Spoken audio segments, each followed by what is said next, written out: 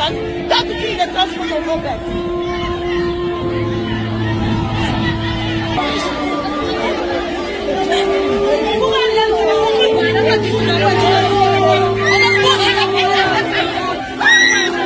So before I introduce these concerning videos that are trending right now on the internet space, I would like to ask South Africans one question, especially those ones that genuinely loves me, or should I say love my content.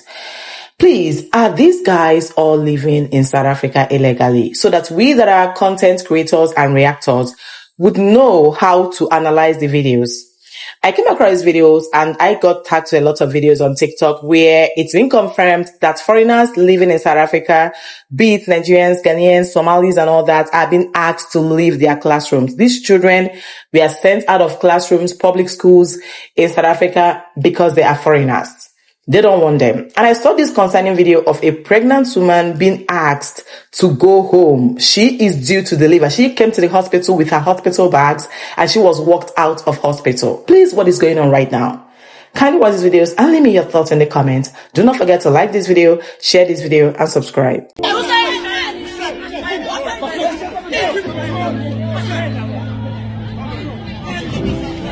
What are you saying, ma'am? I didn't say anything.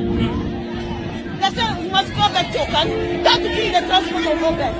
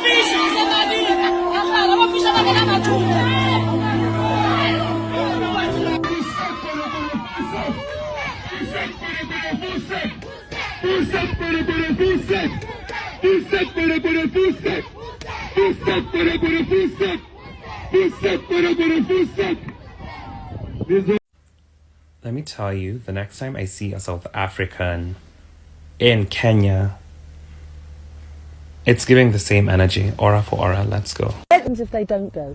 If they don't go, they will get a piece of this. And their shops will be looted.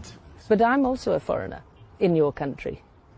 I'm British and I'm working in your country. Yes. Does that mean you'd attack me? No, because you are not doing the bad things. I can show you this moment, 10 videos of you blacks hunting down other black human beings and beating them in the streets for no reason other than they are immigrants. Now, hold on. Can you show me 10 videos of you guys hunting down whites and beating them in the streets? Just one. Could you do that? What you're saying, this is the conversation we have amongst each other as black South Africans. I'm asking you a simple question, madam. I'm not asking you to give me all this unrelated stuff. I'm telling you I can find 10 videos right this moment of you blacks hunting down Africans in South Africa who are not from your country, according to you, and beating them in the streets. Can you show me 10 videos of you guys doing that to whites? Yes or no? No, not in recent news, but we don't condone this. This South African president is part of the atrocities, calamities, and the evil that has befallen Africa that has refused to allow us to move forward.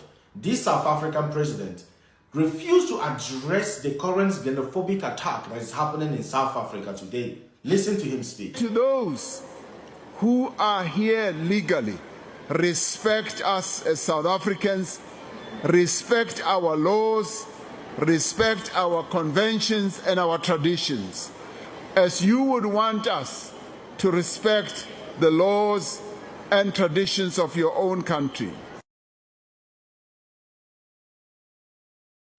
What did you hear? This man is indirectly telling his people, well done lads, you guys are doing a good job. He has refused to address the situation. Those South Africans, those jobless cookies, those jobless cookies suffering with identity crisis in South Africa that are busy chasing other African immigrants away from South Africa, are they officials from this same president? Are they immigration officers? Are they the police? Are they the military? Are they the government? And this man is talking about illegal immigrants in South Africa.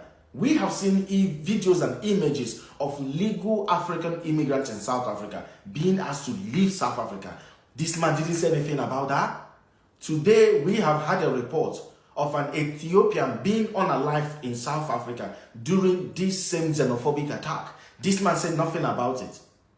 What is going on in South Africa got to do with the lives of Africans in South Africa? You want people to leave your land, do it legally.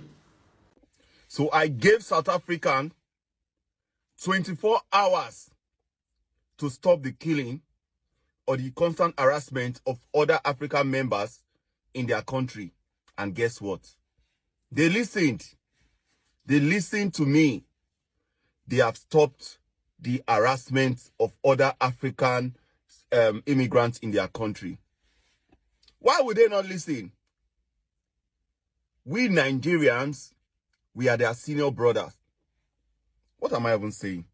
We are their father. We gave them independence. We are the father that fathered their father. Seriously. So Nigerians, please, you people should just forgive the South African people, yes, because they are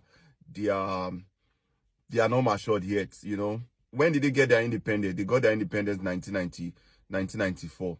Imagine us, the big brothers of Africa, who got our independence 1960. So they don't understand anything about life. So Nigerians, please forgive South African people because they don't know what they are doing. They'll come to their senses very soon. Yeah, seriously, they'll come to their senses very soon. So South Africans, please don't do that again. Don't do that again. See no more. Otherwise, you're going to get the wrath of your big brother, Nigeria. Why are people personalizing this? South Africans are not xenophobic. If they were xenophobic, Davido would not be so successful here. If South Africans were xenophobic, Chris Brown was not going to have had his most successful tour ever here, his most successful concert as part of his tour. You know how much money Chris Brown made? If South Africans were xenophobic, you see, people use words you don't even understand what it means. Xenophobic means hating people of other nationalities because they're not of your nationality, just for that reason. Meaning, we should hate all Nigerians, including Davido. But why is Davido not hated? The thing is, South Africans will cancel you if they have personal issues with you and your behavior and your attitude. Burna Boy is a very good example. I'll use music, that music illustration. Burna Boy, Davido. South Africans were just cancelling Nigerians because we're xenophobic. Why does Davido still operate in this country? Why is he always welcome and why do people go pay to watch him on stage? But why was Burna Boy's show an absolute flop? He couldn't even sell tickets. He had to cancel the show. People need to diagnose some of these things. Reflect. Introspect. You know? All right, I'm out. But before I go, I just need to add that I get irritated with you people saying all these terrible things about us as South Africans. I just have to put it on record. Like, I go on social media, people will be talking about all kinds of things. Was it yesterday or day before, Wodemaya put a post, tag someone from another African country and say, I love you. You don't know how many comments were like, should we write South Africans too? Should we tag South Africans? Why would we tag a South African? Like, that is so childish. Don't be childish, guys. South Africans are fighting for this country because it's theirs. It's the only place they have. The only place their grandchildren and great-grandchildren have. They don't hate anybody. This is an issue of survival. The government has failed to manage our borders. People have come in here in unmanageable numbers. And now there's a crisis. It's as simple as that. And you cannot blame the South African public for fighting for public services that belong to them. The government schools, the government hospitals, all these services belong to South Africans. These people have been paying tax for these things. You know what I mean? Even some who are unemployed right now, at some point they may have been employed and they were contributing. They were taxpayers at that point. Now, do I think South Africans have an issue with xenophobia? As a South African who's lived abroad in the US and Europe, yes. But I also think South Africans have an issue with cultural alienation. Let's unpack. I'm a South African who moved to the United States in 2018. I experienced a lot of racism, a lot of xenophobia in the US, I was called things like African booty scratcher, all these things. So when I mention these things to South Africans, they feel sympathy for me. But then these are the same South Africans who hate the fact that there are other African nationals coming from other African countries and entering, you know, their systems, entering their jobs, taking their women, raping, crime, all that, right? They have sympathy for me, but they also then, in the same breath, alienate me as well. When I came back to South Africa and I no longer spoke my language, Setswana, that well, I no longer, you know, sounded South African. My own family was alienating me and pushing me to the side and, you know, basically making fun of me for not sounding South African enough. I am the CEO and founder of Umko AI. I built an AI model so that I could simply learn how to communicate with my grandmother as well as I used to. Umko AI is an offline national AI ecosystem that operates without Wi-Fi and data and speaks all official South African languages. What I'm saying is I dedicated my life and dedicated my time and research, 4 years of research, into figuring out how to make South Africans' lives better, how to make South African governments better, how to make South African businesses better, how to make sure the grade 4 learner in Limpopo can study even when there's load shedding. What does an offline AI model mean for a girl like me who's from Hammanskraal? What does an offline AI model mean for the Department of Home Affairs? What does an offline AI model look like for people who can afford Wi-Fi and data? I spent my life trying to do this for South Africans, and yet if you go to Umko AI's profile, which I'll put down there in the bio or in the caption, you will find that there are people in the comments, South Africans in the comments, grilling me, calling me incompetent, saying that I have no idea what I'm talking about, saying that in the other videos where South Africans are making fun of my accent, telling me Uguti, it's not mixture, saying I hear my people but I don't see my people. I think as someone who's been alienated by South Africans, alienated by my own family sometimes, I remember just scrolling on TikTok and finding a girl who was making a video and showcasing South Africans, how she makes her Sunday goals and how she like makes pap and flakes. And South Africans were in the comments talking about how her pap is not mixture. That's when I realized I'm in a... Who am I? Who am I? Haters are gonna hate, even with pap, guys. There's an anger that we as South Africans carry. I don't know what it is. There's a level of bonding. There's a level of we know better. There's a level of haha, let's snicker in the comments about someone who's just trying to build a better life for themselves and a better life for their country, right? There's something that we feel a sense of superiority by putting someone down. That's what I mean. We love to put someone down, and if we can put someone down culturally, that makes South Africa look superior, and that is a problem. Even South Africans themselves who've left the country, if we can make them feel low, if we can put them down and put ourselves higher because we sound South African, because we speak South African languages better, then we are superior. There's this superiority complex that we really need to fix within our nation. Go home. You heard me well. Go home. Go home. Pack your bags and go. We don't need you here. We don't need you. Okay? Go home. Coming from same African person, it is heartbreaking. It is sincerely heartbreaking to hear and watch a video of an African person being chased, being attacked, and forced to leave a country that is part of Africa.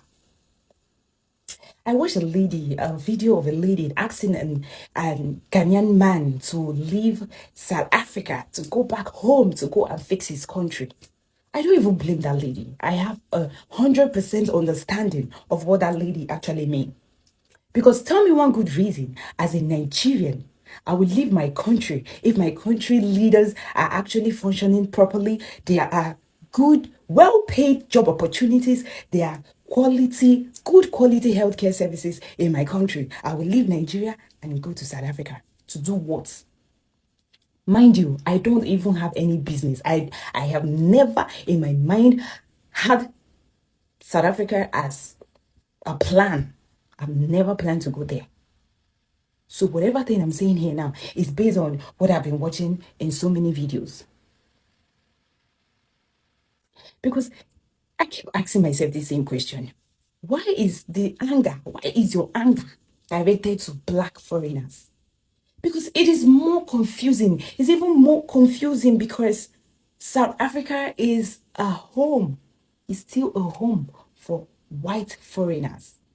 Because tell me why you will have white foreigners in your place, in your home, and you say that the foreigners are the ones that are responsible for crime, that are responsible for drug trafficking, that are responsible for immoral behaviors in your country.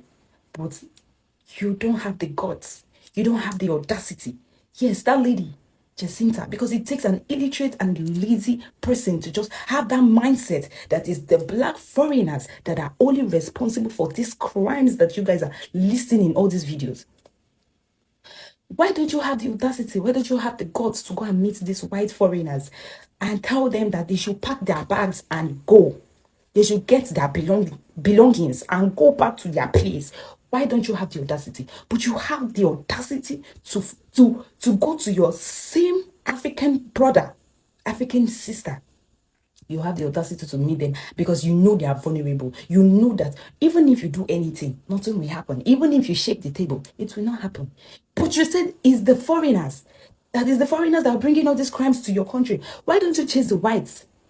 Tell me a country that white people dominate 65% of their land and tell the landowners that they don't want to associate with them and they don't want you people to associate with them also.